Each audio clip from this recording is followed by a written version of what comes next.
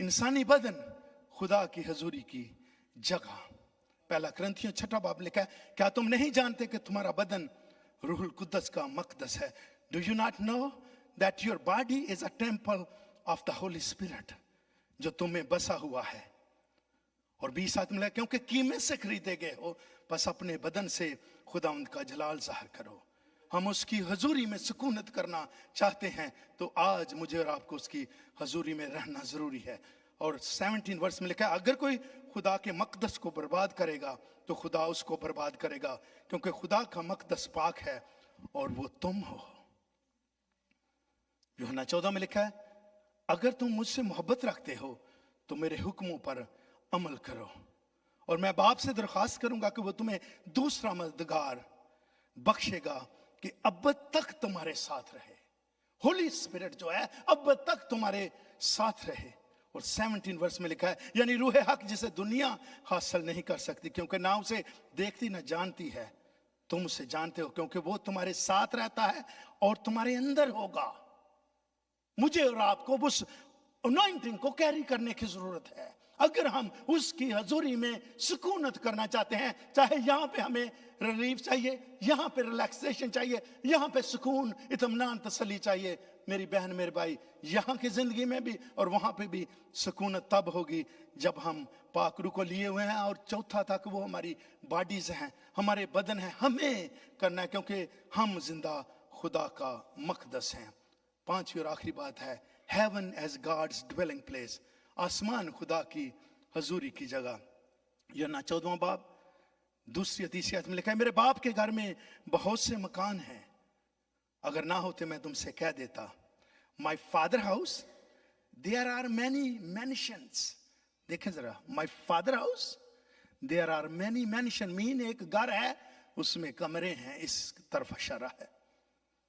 और अगर मैं जाकर तुम्हारे लिए जगह तैयार करूं तो फिर आकर तुम्हें अपने साथ ले लूंगा, ताकि जहां मैं हूं तुम भी हो। खुदा के साथ रहने में मेरे अजीजो उसकी हजूरी का मजा आप चख सकते हैं। कोई शख्स भी जो खुदा के साथ नहीं चलता खुदा को नहीं जानता। और मुकाशफा 7 बाब में लिखा, इसके बाद ना कभी उनको भूख लगेगी, ना प्यास, ना धूप सताएगी, ना गर्मी, क्योंकि जो बर्रा तख्त के बीच में है वो उनकी गलाबानी करेगा और उन्हें आबे हयात के चश्मों के पास ले जाएगा, और खुदा उनकी आंखों के सब आंसू पहुंच देगा। और मुकाशफा 21 में लिखा, फिर मैंने तख्त में से किसी को बुलंद आवाज से ये कहते सुना कि देख, खुदा का खैमा आदमियों के दरमियान है। Behold, the dwelling place of God is with man.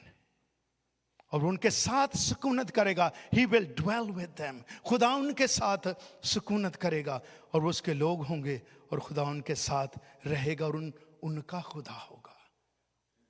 अदन, चाहे टैबरनेकल और कवनेंट की बात करें, या उसके बाद हैकल, और हैकल के बाद हम हैकल हैं, हमारे बदन, हम हैकल, हम चर्च हैं।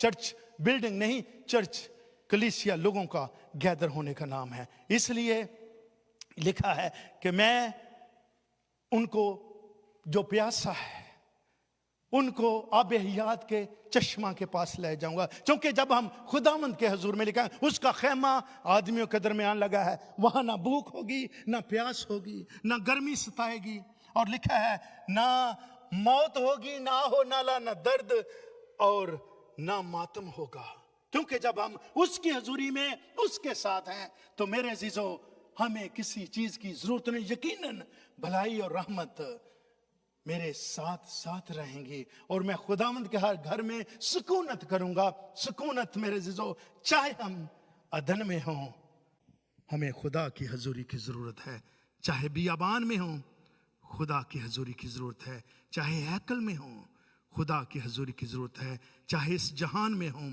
खुदा की हजूरी की जरूरत है, चाहे आसमान पर हों, खुदा की हजूरी की जरूरत है। अगर मैं और आप खुदावंद की हजूरी में रहते हैं तो फिर ये आयत जो पढ़ी गई है, यकीनन भलाई और रहमत उम्र भर मेरे साथ साथ रहेंगी और मैं हमेशा खुदावंद के घर में सुकूनत करूंगा। खुदा करे कि हम उसके घर में सुकूनत करें और यहाँ भी जब प्रेजेंस उसकी हजूरी को कैरी करेंगे, अनॉइंटिंग को कैरी करेंगे, पाक रूह को अपने अंदर लेकर उसके साथ डिसीजन करके अपनी ज़िंदगी को गुजारेंगे, तो वाकई एक दिन हम आसमानों पर जाके उसके साथ हमेशा हमेशा रहेंगे और उसके साथ सुकूनत करेंगे। खुदा इस कलाम के वसीले से हम सबको बड़ी बरकत दे। आमीन।